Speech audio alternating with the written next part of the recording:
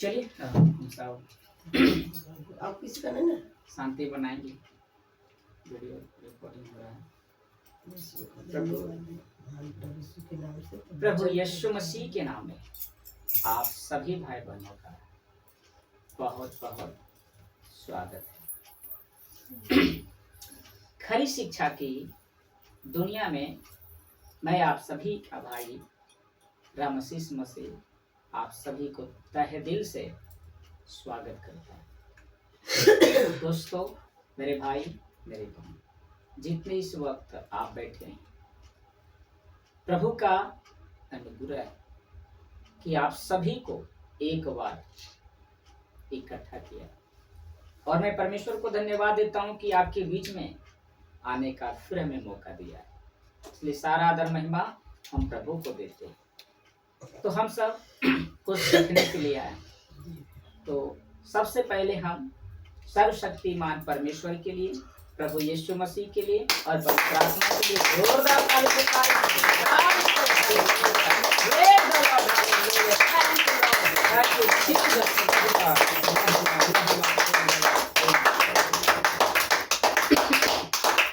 कैसा लग रहा आप सभी को? बहुत अच्छा आनंदित हैं? बहुत दिन के बाद बहुत लोग आए हैं, है ना? तो चलिए, परमेश्वर का धन्यवाद है कि आप लोग को फिर से परमेश्वर ने मन को बदला और आप लोग आए। बहुत बहुत धन्यवाद। आप जानते हैं कि मसीह में कितनी गड़बड़ियां हैं। हमें पहले लगता था कि हम मसीह में आ गए हैं तो हमारा उद्धार निश्चित है, हम स्वर्ग जाएंगे। लेकिन हमें क्या पता था कि इसमें भी, इस मसीह में आने के बाद भी हम सेफ नहीं है, हमारा उद्धार सही नहीं है। हम तो नहीं जानते थे। हमें तो लगा कि सामने वाला गुआ परमेश्वर की ओर से चलता है। लेकिन जब बाइबल हम सभी ने सुना हमारे डायरेक्टर डेनियल राज के द्वारा, तब हमें पता चला कि ये मसीह में क्या हो रहा है। हम अपने एगो को आदर सम्मान जो कह रहा था हम वही कर रहे थे। लेकिन आज हम सभी को परमेश्वर ने ऐसे अगुओं से, ऐसे लीडरों से, ऐसे सत्संग से, ऐसे चर्चों से परमेश्वर ने हमें आजाद किया और खरी शिक्षा में लाया। इसके लिए परमेश्वर को हम बहुत बहुत धन्यवाद देते हैं। हालेलुया। जहां हमें खरी शिक्षा मिल रही है, जो परमेश्वर ने कहा है हमें वही मिल रहा है। इसलिए हम सभी भाई बहनों को समझना होगा, हम सभी को ऐसे मसीहों को बचाना होगा, क्योंकि आत्मा शैतान सभी को नरक में लेके जाने की कोशिश कर रहा है। अगर अब हम समझे नहीं तो कब समझेंगे? इस 21वीं सदी चल रही है, 2026, और ये ऐसा सदी है जहां चोरी, बलात्कार, गुंडाराज, न जाने क्या होने वाला है इस 21वीं सदी में। अगर हमें बचना है तो वचन में बना रहना होगा। हम सभी को परमेश्वर के वचनों में लवलीन रहना होगा, नहीं तो वो आपकी आत्मा को नाश कर देगा। इसके लिए मेरे भाई मेरे बहन, हमें आगे आना होगा, हमें आगे खड़ा होना होगा। ऐसे अगुओं को, ऐसे लीडरों को, ऐसे पास्टरों को एक्सपोज करना है, ताकि सही मसीह भाई बहनों को पता चले कि ये जो कर रहा था गलत कर रहा था, और इसके हम साथ दे रहे थे। ऐसे लोगों के साथ, ऐसे अगुओं के साथ, ऐसे पास्टरों के साथ, ऐसे लीडरों के साथ हम साथ दे रहे थे हमें। लेकिन अब हमें दूध पीते बच्चे नहीं है, अब हम सियान हो गए हैं। अब हम क्या हो गए हैं? सियान बन गए। अब हम अन्न खाने वाले, दूध पीने वाले नहीं रहे। हम पहले दूध पीने वाले बच्चे थे, लेकिन अब हम सियान हो चुके हैं, अन्न खाने वाले बन गए हैं। और जो अभी भी दूध पी रहा है, उसे भी हमें अन्न खिलाना है। जो 10 साल से, 5 साल से, कई साल से प्रभु फिर भी वो दूध ही पी रहा है। उम्र तो बढ़ रही है, लेकिन अभी भी वो दूध का बोतल मुंह में लिए रखा है। उसको अभी भी दूध ही चाहिए। जिसके चलते हमें और आपको उसे सिखाना होगा, उसे बताना होगा, तभी हमारा परमेश्वर की इच्छा पूरा होगा। समझ में आ रही है मेरी भाई? अपने आप को कुछ अपने आप में देख रहे हैं? हरे को अपने आप में निहार के देखें, हम कौन है। जिस दिन आपको यह पता चल जाएगी हम कौन है, उस दिन आपको कहीं जाने की जरूरत नहीं है, किसी आगे के भीख मांगने की जरूरत नहीं है, क्योंकि वो सर्वशक्तिमान परमेश्वर जो आपके साथ में है, आपको कोई चीज की कमी नहीं होने देगा। इतना परमेश्वर आपसे वादा करता है। इसलिए हमें बने रहना है, उसमें हमें एक होना है। इसलिए हम इकट्ठे हुए हैं मेरे बहन, इसलिए हम सब आपस में इकट्ठे हुए हैं। हमें एक होना होगा, एक होना होगा। आज के संदेश को हम शुरू करते हैं। नया टॉपिक है, नया विषय है, हर मसीह भाई बहनों को समझना है, सीखना है। ओके, सब लोग तैयार हैं? सब तैयार हैं? बोले सर्वशक्तिमान पिता परमेश्वर की जय, सर्वशक्तिमान परमेश्वर की जय, प्रभु यीशु मसीह की जय, प्रभु यीशु मसीह की जय, पवित्र आत्मा की जय, पवित्र आत्मा की जय। आमेन, हालेलुया,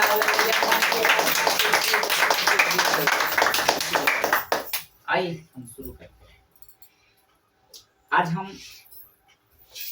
आपके बीच में रख रहा हूं, क्या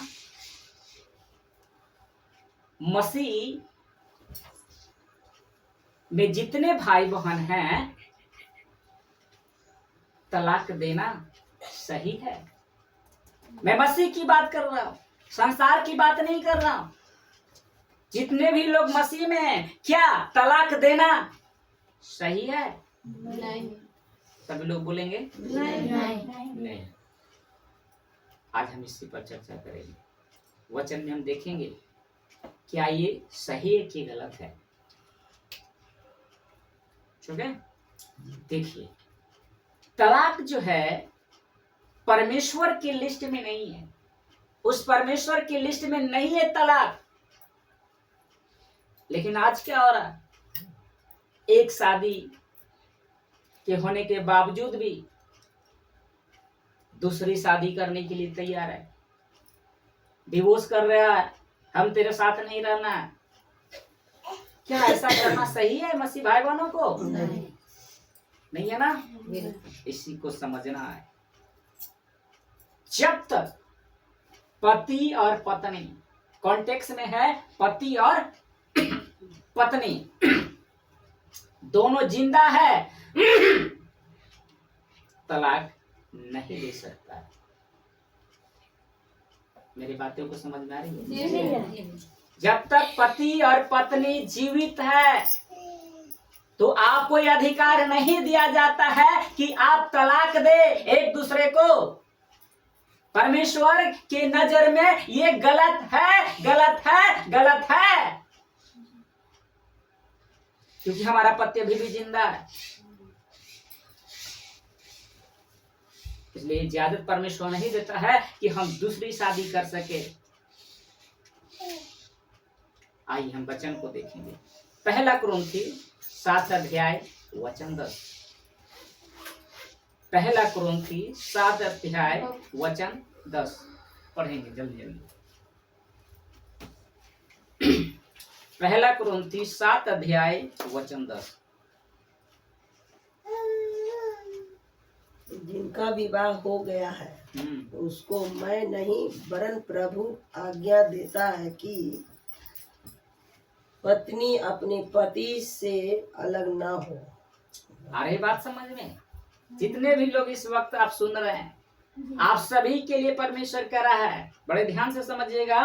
पहला कुरिन्थी 7 अध्याय वचन 10 कहता है जिनका विवाह हो गया, यानी जिनका शादी हो चुका है, चाहे वो नर हो चाहे नारी हो, कोई भी दोनों में से हो, जिनका विवाह हो गया है उनको मैं नहीं, ये कौन कह रहा है? पौलुस। उनको मैं नहीं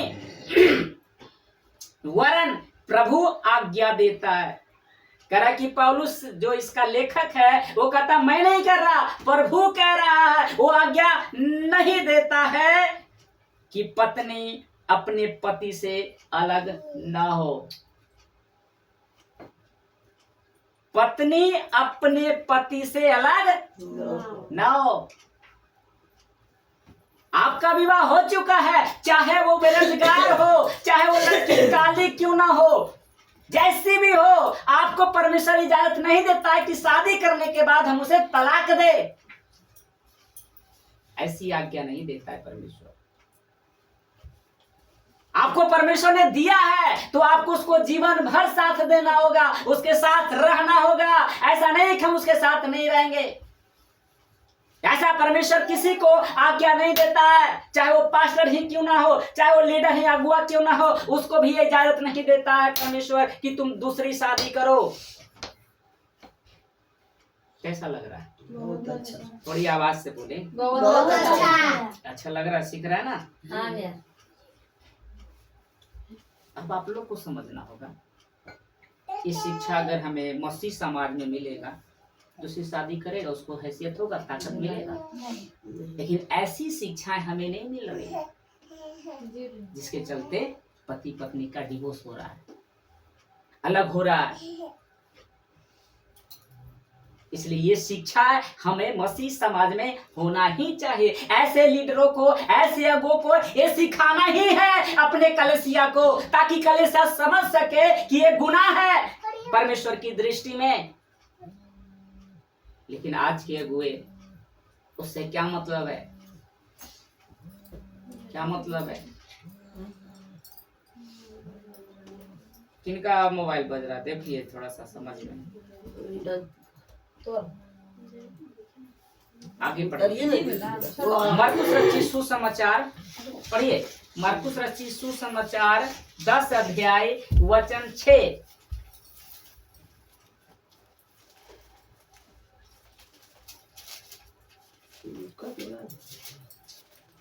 मत्ती के बाद पेज नंबर 67। कितना है? मरकुस 10 अध्याय वचन 6। जितने इस वक्त यूट्यूब पर सुनेंगे मेरे भाई मेरी बहन, आप सभी के लिए ये वचन, चाहे आप अगुए क्यों ना हो, लीडर ही क्यों ना हो। पर सृष्टि के आरंभ से परमेश्वर ने नर और नारी करके उसको बनाया। वचन 7। इस कारण मनुष्य अपने माता पिता से अलग होकर अपनी पत्नी के साथ रहेगा। वचन 8। और वे दोनों एक तन होंगे, इसलिए वे अब दो नहीं पर एक तन है।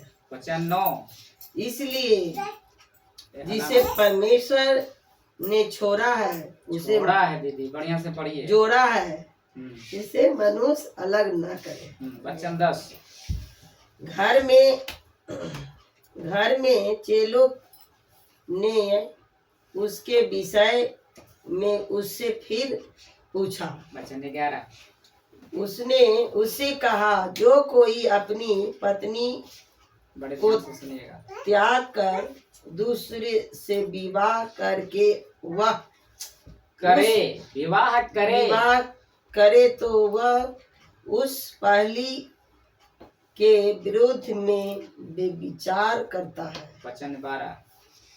और यदि अपने पति को छोड़ दूसरे से विवाह करे तो वह व्यभिचार करते हैं। सुन ले मेरे बहन मेरे भाई, सुन रहे हैं आप सब? आवाज बोले, सुन रहे हैं? काम करिए, इस वचन को समझिए कितनी इंपॉर्टेंट है हमारे मसीह समाज के लिए। प्रभु को तो हम धन्यवाद कर रहे हैं, लेकिन ये चीज तो नहीं कर रहे हैं। आज पति पत्नी में एक ही नहीं है। इसलिए वचन क्या कहता है, बड़े ध्यान से समझिए। मरकुस 10:6 से हम पढ़ेंगे। लिखा है, उसको छोड़ दो, अल्लाह मत करवाओ। पर सृष्टि के आरंभ से, जब ये सृष्टि बनी थी ना, उसी समय से, उससे पहले आरंभ से परमेश्वर ने नर और नारी करके उनको बनाया। नर और नारी करके बनाया। जब इस सृष्टि की उत्पत्ति हो रही थी तो परमेश्वर ने सब कुछ बनाया।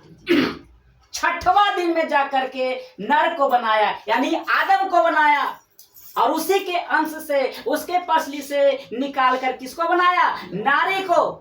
उसी समय से नर और नारी करके इस पृथ्वी पर चली आ रही है। पति पत्नी एक दूसरे से चली आ रही है सृष्टि से ही। वचन 7 कहता है, इस कारण मनुष्य अपने माता पिता से अलग होकर अपनी पत्नी के साथ रहे।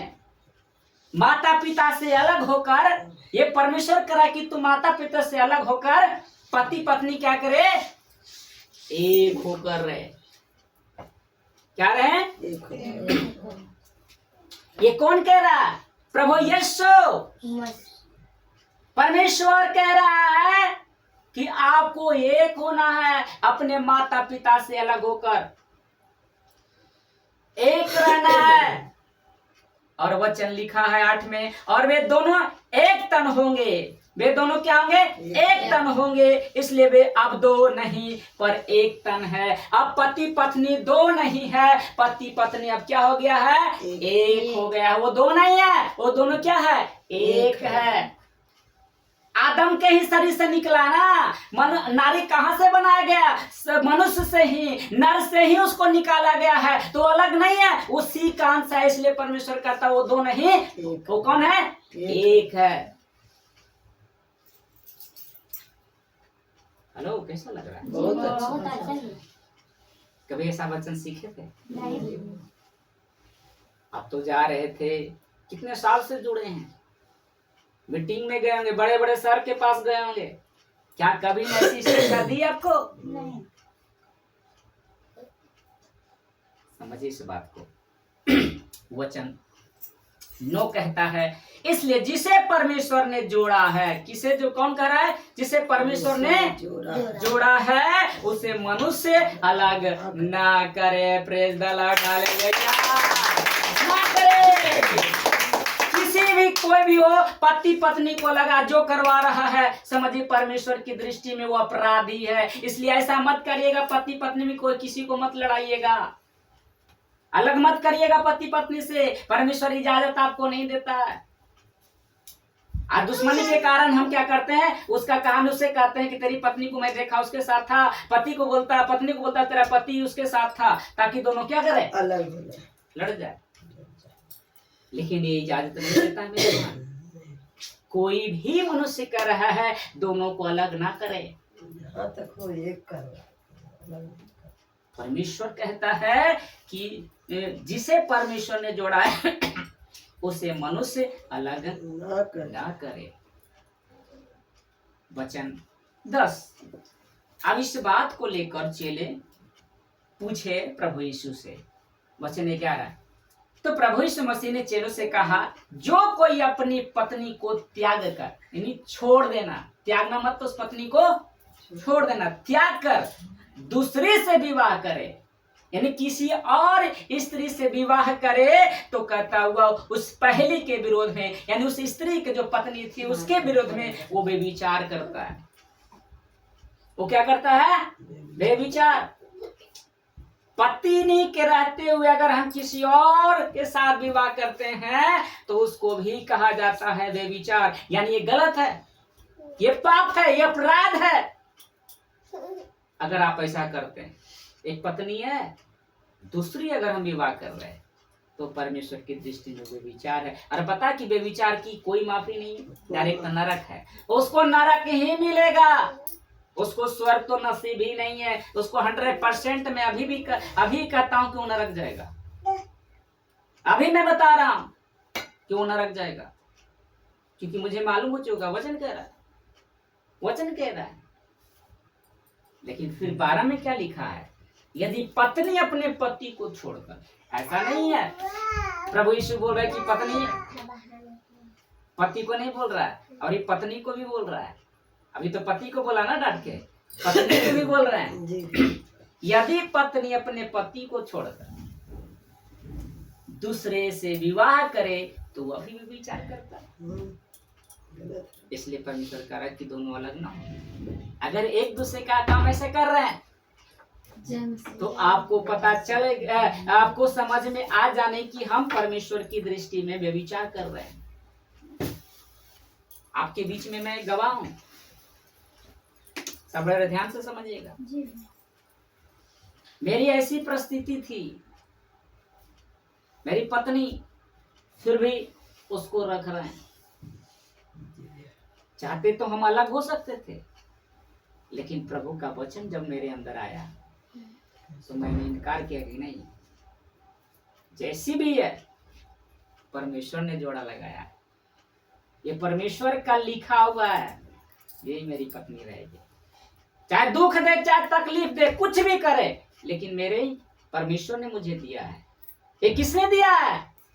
परमेश्वर ने। आपको भी अपने पति को ये कहना कि परमेश्वर ने मुझे दिया है, मुझे इसी के साथ रहना, चाहे वो मारे कूटे कुछ भी करे, लेकिन परमेश्वर ने मुझे दे दिया है, इसके अधीन रहना तो मुझे रहना है, चाहे कुछ भी हो जाए। पहले वाले लोग देखिए, इन लोग जानते होंगे, इनके समय में पति कितना भी मारता था वो नहीं भागती थी, चाहे कुछ हो जाता उसी के पास। लेकिन आज के लोग है, थोड़ा सा ही बोलता है भाग जाता, मैं के छोड़ देता है। आज के समय 21वीं सदी में ऐसा हो रहा है, लेकिन पहले से नहीं होता था मेरे भाई मेरे को। पति मर भी जाता, दूसरी भी शादी नहीं करती थी। लेकिन आज 21वीं सदी में ऐसा नहीं है। इसलिए परमेश्वर आप सभी को कह रहा है, ऐसा मत करें। जब आपकी शादी किसी पति से हो चुकी है, जैसा भी हो, अब जीवन भर जब तक इस पृथ्वी पर जिंदा है आपको उसका साथ रहना है, सभी को रहना है जी। मैं नहीं कर रहा, अगर हम कह रहे हैं मैं न करूंगा तो मैं गलत हो गया। मैं खुद नहीं बोल रहा हूं, आपको रखना है। कैसा लग रहा है? कभी ऐसा वचन सुनते हैं? आप सुन रहे हैं ना, इसलिए आप आए तो फायदा हुआ ना। हेलो बोलिए सर। इसलिए करता ना कि जो आएगा वही ना पाएगा, जाएगा जो पाया, सोया जो खोया। आपको मालूम नहीं है कि कौन सा वचन किस दिन आपके जीवन में काम करेगा, आप नहीं जानते। इसलिए हर वक्त आपको आना है। जिस दिन परमेश्वर कहेगा मैं इसे दूंगा और देख रहा है को है ही नहीं है, वो देगा? बोले मैं तो आया हुआ ही नहीं, दोबारा नहीं देगा, वो मौका खत्म। मौका एक बार देता है परमेश्वर। क्या पानी दो, ऐसा लग रहा है सब लोग थोड़ा सा शांति बनाएंगे, बहुत अच्छा। सब लोग शांति बनाएंगे, हल्ला नहीं करेंगे। मलाकी 2:16 पढ़िए, मत्ती से पहले मलाकी 2:16, पेज नंबर है 1109। देखिए यहाँ भी लिखा है पति के बारे में, मलाकी 2:16।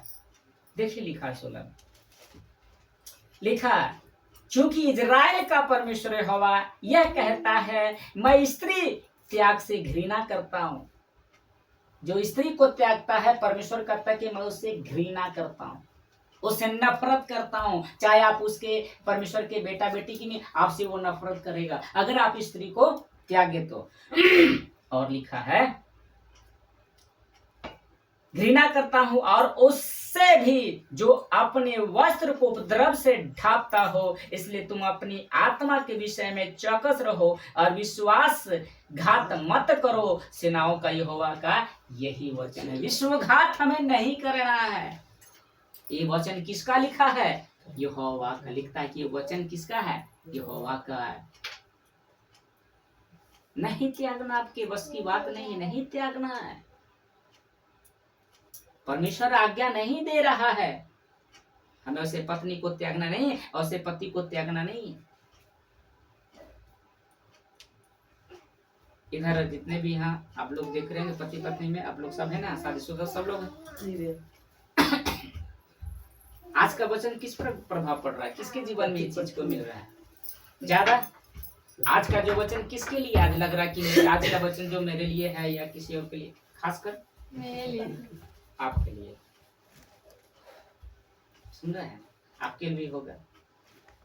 10 साल पति से अलग होना कौन चाहेगा कि हम रखें, दूसरा नहीं करें, लेकिन ये किसकी आज्ञा है? अगर आप कर रहे हैं बच गए नरक जाने से। अगर शादी कर लेते दूसरे से कोई फायदा मस्ती में नहीं, नरक ही मिलता। शादी कोई खिलवाड़ नहीं है मेरे बहन मेरे भाई। एक बार परमेश्वर आपको दिया है, जोड़ा लग गया, कोई भी मनुष्य से अलग नहीं करना है, तो परमेश्वर का वादा है। और वचन देखेंगे। देखिए, क्या पति क्या पत्नी अगर मर जाए, बड़े ध्यान से समझिए, ये बहुत इंपॉर्टेंट है आप सभी के लिए। अब थोड़ा सा वचन को मोड़ ले रहे हैं, ठीक ना? लिखा है या पति या पत्नी, मतलब किसी का पत्नी मर गया, किसी का पति मर गया, तो दूसरी शादी कर सकते हैं? हेलो सब लोग बोलिए, क्या दूसरी शादी कर सकते हैं? नहीं। कर सकते हैं, बिल्कुल राइट आंसर, कर सकते हैं अगर पत्नी मर चुकी है। अगर नहीं करना आपको तो नहीं कर सकते। किसी को लग रहा है कि नहीं मेरा बाल बच्चा हम शादी नहीं करेंगे, तो बहुत अच्छा है, नहीं करना अच्छा और अच्छा है। अगर नहीं करता और अच्छा है, लेकिन परमेश्वर क्यों कहता है करने के लिए? क्योंकि अगर आपके पति नहीं है तो आप अपनी जवानी जो है ना, अभी समय है, अभी तो बूढ़ा नहीं है ना, तो जवानी के कहीं आकर में कहीं हम गलत काम ना कदम उठा लें, कहीं पूरी नजर आप पर न डाले, इसलिए शादी करने के लिए परमेश्वर कहता है। बड़े ध्यान से समझिएगा, ठीक है ना? तो दूसरी शादी कर सकते हैं। निकालिए पहला कुरिन्थी 7 अध्याय वचन 39। पहला कुरिन्थी 7 अध्याय वचन 39 पढ़िए, दिन को मिल जाता है। Thank you Lord, thank you Jesus. 39 ये पर 39 पेज नंबर 234। जब तक किसी स्त्री का पति जीवित रहता है तब तक वह उससे बंधी हुई है, परंतु यदि उसका पति मर जाए तो जिससे चाहे विवाह कर सकती है, परंतु केवल प्रभु में। परंतु केवल प्रभु में। पौलुस कह रहा है, इस पत्री को लेखक जो है पौलुस कह रहा है, बड़े ध्यान से समझिएगा। 7 का 39 लिखा, जब तक किसी स्त्री का पति जीवित है, जब तक आपका पति इस पृथ्वी पर है, भले आपके साथ ना हो लेकिन है, तो लिखा है वचन में कि उससे वो जुड़ा हुआ, बंधा हुआ है। उस पति से आप क्या है? बंधे हुए। परमेश्वर आपके पति को में क्या क्या जोड़ रखा है, ठीक है ना? जब तक जीवित है, लिखा है, तब तक वो उससे बंधी है, परंतु यदि उसका पति मर जाए, जिस स्त्री का पति मर जाए, तो लिखा जिससे चाहे विवाह कर सकती है, जिससे चाहे वो विवाह करती है, लेकिन यह कंडीशन है, परंतु केवल प्रभु में। समझ में आया है बात? क्या परंतु केवल प्रभु में, अर्थात जो प्रभु के लोग हैं उसी से आप शादी करिए। जिसे चाहे उसे कर सकते, लेकिन यहाँ कंडीशन है परंतु केवल प्रभु में। समझ में आई? मसीह को हो, संसारिक ना हो कि आपसे शादी कर ले फिर कहीं और। मसीह रहेगा तो उसे पता है ना कि मैं शादी कर लिया, मेरा पति अभिषेक के साथ रहना है, लेकिन वैसा संसार वाला मिलेगा तो आपसे भी करे, किसी और के साथ करेगा तो बेविचार ना हो गया भैया। फिर शादी करने से कोई फायदा हुआ आपके लिए? हेलो बोलिए नहीं ना। इसीलिए कहता है परंतु केवल प्रभु में। कैसा लग रहा आप लोग सोचिए आज ये शिक्षाएं कितना इम्पोर्टेंट है मसीह समाज में। अगर ये शिक्षाएं हर कलेसिया में रहे तो मैं सोचता हूँ कि पति पत्नी में कभी लड़ाई नहीं होगा, कभी एक दूसरे को छोड़ेगा नहीं। दूसरी शादी तो सोचना भी, सोचेगा भी नहीं कि मैं करूं। यही तो प्रभु हम लोग को बुलाया है, इस चीज को सीखने के लिए हमें बुलाया प्रभु ने। लेकिन आज के लोग क्या कर रहा है, इससे कोई मतलब नहीं। तो दूसरी शादी कर क्या ना कर हमें कोई मतलब नहीं, बस मीटिंग में आ जाना, सत्संग में आ जाना, महीना का जो मेरा है वो आपको दे देना, आप क्या करो ना करो से हमको मतलब नहीं है। एक अगुआ का ये क्या ये सही है? एक लीडर का क्या ये स्वभाव है? एक लीडर का, एक अगुआ की, एक पास्टर की जिम्मेदारी होती है कि ऐसे लोगों को सही मार्ग दिखाना, ऐसे लोगों को जो भटक चुका है उसको सही शिक्षा में लाना, ये उसका कर्तव्य है ना मेरे बहन। वहां का कर्तव्य यही है। और जब तक मैं हूँ मैं कर्तव्य निभाता रहूंगा। मैं अपने कलेसिया को जो वचन कहता है उसके अनुसार मैं सिखाता रहूं। आप माने अथवा ना माने, लेकिन मेरा अधिकार है कि आपको गलत रास्ते से, गलत चीजों से हम आपकी रक्षा करें, आपकी बचाव करें। इसलिए तो प्रभु ने मुझे चुना है, ये जिम्मेदारी है मेरी, मेरा कंधे पर ये भार है और मैं इसे कभी भी हल्के में नहीं लूंगा, चाहे कुछ भी हो जाना पड़ेगा। लेकिन जब प्रभु ने मुझे चुना है मैं आप लोग को छोड़ूंगा नहीं, बार बार आपको सिखाता रहूंगा ताकि एक दिन आपका मन बदले और प्रभु में आ जाए। मधु कहाँ गए? ऊपर नहीं है। कुछ ऐसे सवाल ध्यान से सुनिएगा, कुछ ऐसे सवाल हमें खत्म भी करना है। कुछ ऐसे सवाल जो संसार में चल रहा है। क्या चल रहा है संसार में? लिखा है क्या हम एक से ज्यादा शादी कर सकते हैं? ये किसका सवाल है? संसार में शादी ये सब ज्यादा चल रहा है, क्या हम एक से ज्यादा शादी कर सकते हैं? दूसरा, क्या पुरुष पुरुष से शादी कर सकता है? क्या स्त्री स्त्री से शादी कर सकता है? क्या मनुष्य पशुओं से शादी कर सकता है? ये प्रथा कौन कराता है? पंडित जी पतरा देखता है, तब पंडित जी बोलता है क्या मांगली है का? देखो ना मांगली कुछ ही बोलता उसको, मंगली। हाँ, ये तुम आपको पहले जानवर से शादी करना होगा, मंगली बोलता है। मंगला ग्रह मंगली ग्रह, हाँ, जैसे कोई लड़का को कहता है मंगला ग्रह मंगली। अब बताइए एक कॉन्सेप्ट कहाँ से आया? बाइबल कह रही है, लेकिन कौन नहीं करता है? संसार के पंडित लोग कि मंगली है का शादी ठीक ना कोई रास्ते करना पड़ा तो समझ में आ रही है ना?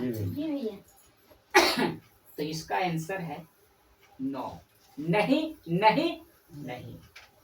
आपको एक से अधिक ज्यादा शादी नहीं करनी है। लड़का लड़की में, लड़का लड़का से शादी नहीं करना है, स्त्री स्त्री से शादी नहीं करना है। चाहे मंगली हो फंगली हो, उससे हमें कोई मतलब है। हमें किसी पशु से शादी नहीं करनी। ये किसका सवाल संसार में? अगर पत्नी व्यभिचार कर बैठे, पत्नी भी व्यभिचार कर रहा है, पति भी कर रहा है, ठीक है ना जी? देखिए क्या क्या चीज आप लोग को सीखने को मिल रहा है। सारे चीज का कॉन्सेप्ट सही सही धीरे धीरे ठीक हो गया ना। मंगली मंगली में आप तो समझ गए ना कि कहाँ से आया नहीं आया, बाइबल इजाजत देती है नहीं नहीं नहीं। तो लिखा है कि अगर पति पत्नी व्यभिचार कर बैठे तो क्या दूसरी शादी कर सकते हैं? आप देख लिए, हेलो ध्यान थोड़ा सा इधर दीजिए, आप देख लिए कि मेरा पति किसी स्त्री के साथ संबंध बना लिया, आप देख लिए स्पोर्ट पर, पति भी पत्नी को देख लिए, हेलो बोलिए सब लोग देख ले, तो क्या हम दूसरी शादी कर सकते हैं? नहीं। इसका जवाब 3 तरीके से आप लोग को मिलेगा। ये जो क्वेश्चन प्रश्न है 3 तरह से आपको आंसर मिलेगा। अब हम लोग बहुत करीब में हैं, क्योंकि रीना दी ने बोली कि हमें जानी है, तो हम सोचते कि छोटा संदेश जो बहुत इम्पोर्टेंट है आप समझ रहा है ना। तो अगर पति पत्नी व्यभिचार कर बैठे तो क्या दूसरी शादी कर सकते हैं? इसका जवाब हम 3 तरीके से। सबसे पहला तरीका, वचन क्या कहता है।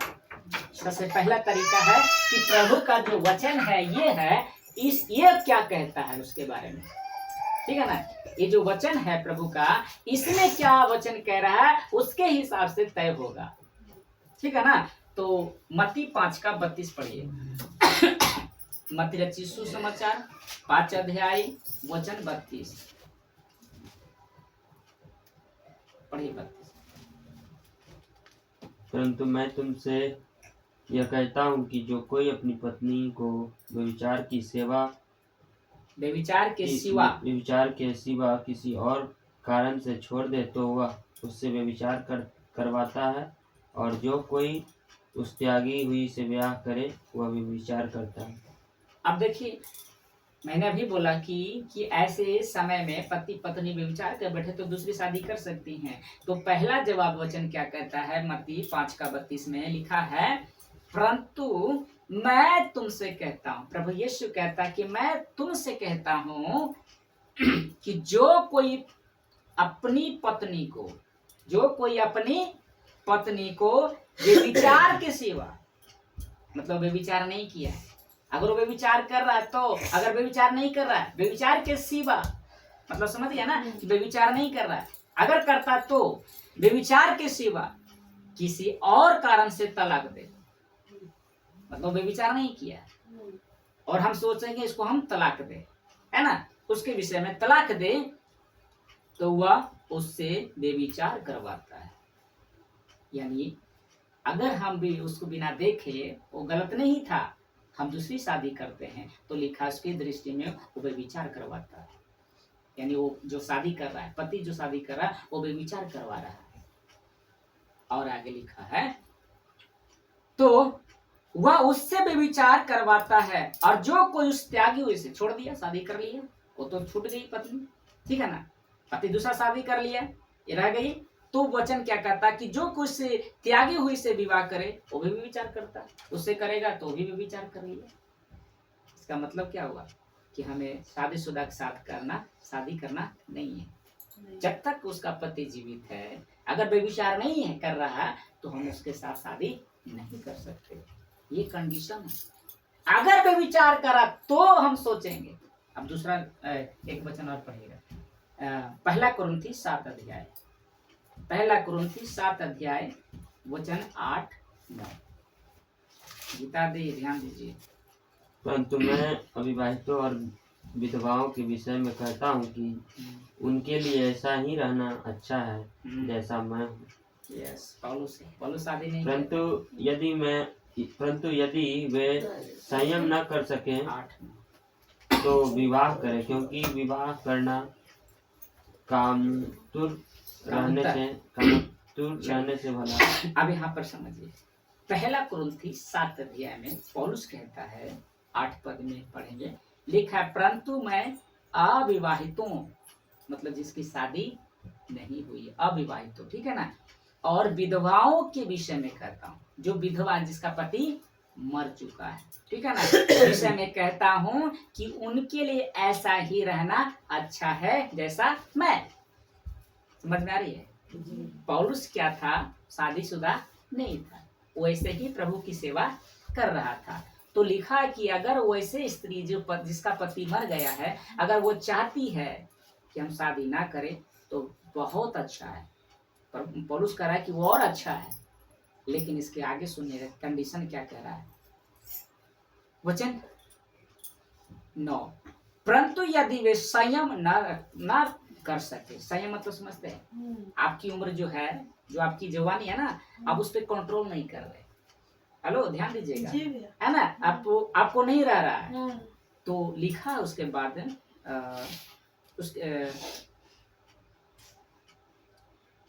तो वह विवाह करे। तब कह रहा है पौलुस कि वो विवाह करे। अगर आप शादी नहीं कर रहे हैं तो आप कितने के साथ ऐसे गलत संबंध बना लीजिएगा तो पापे न हो गया। आप अपनी जवानी को, अपनी उम्र को सही रीति से उसको संभाल नहीं रहे हैं, आप गलत करिएगा तो और सब पाप होते चल जाएगा ना। इसलिए कहता है कि अच्छा है कि तू शादी कर ले, पति के साथ रह। हेलो, समझ गए ना? पति के साथ रह। लेकिन हम ऐसा नहीं करेंगे। अपनी जवानी को हम कंट्रोल कर रहे हैं, हमें कोई मतलब इस सब से नहीं है। तो पौलुस कहता और अच्छा है, और अच्छा है। समझ में आया? और अच्छा है, विवाह कर सकता है। और लिखा है क्योंकि विवाह करना कामोत्तर रहने से भला, यानी जो आप गलत काम करे उससे तो बेटर में रहेगा कि आप अपने पति के साथ रहेंगे। क्योंकि पति पत्नी के लिए इसलिए तो बनाया परमेश्वर ने।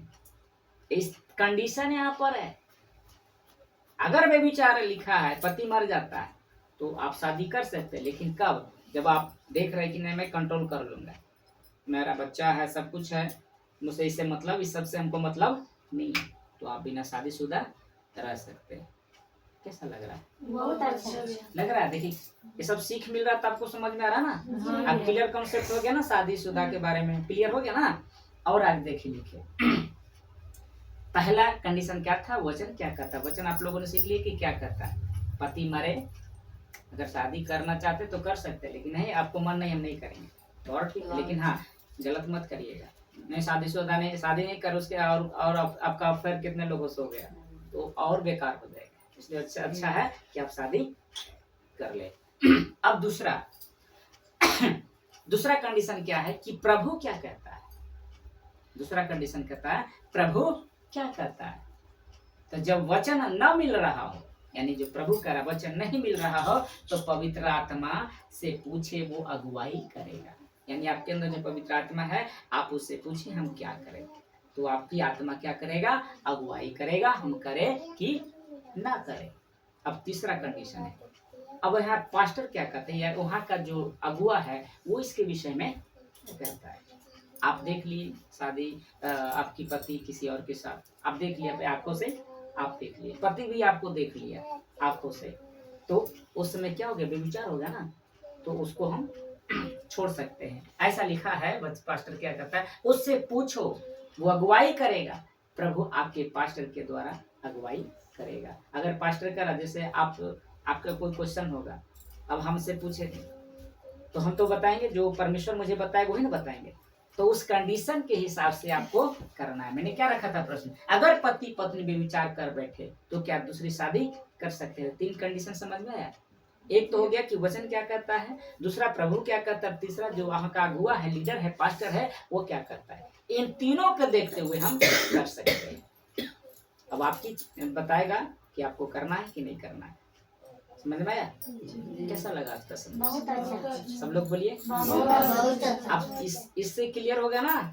विवाह से संबंधित जो भी पति पत्नी के बीच में था, आपको लग रहा था कि मुझे ये शिक्षा होनी चाहिए, तो आपके बीच में प्रभु का अनुग्रह से आप लोग को मिल चुका है। ठीक है, तो चलिए हम आगे बढ़ते हैं। सब शक्तिमान परमेश्वर के लिए, प्रभु यीशु मसीह के लिए आप सभी को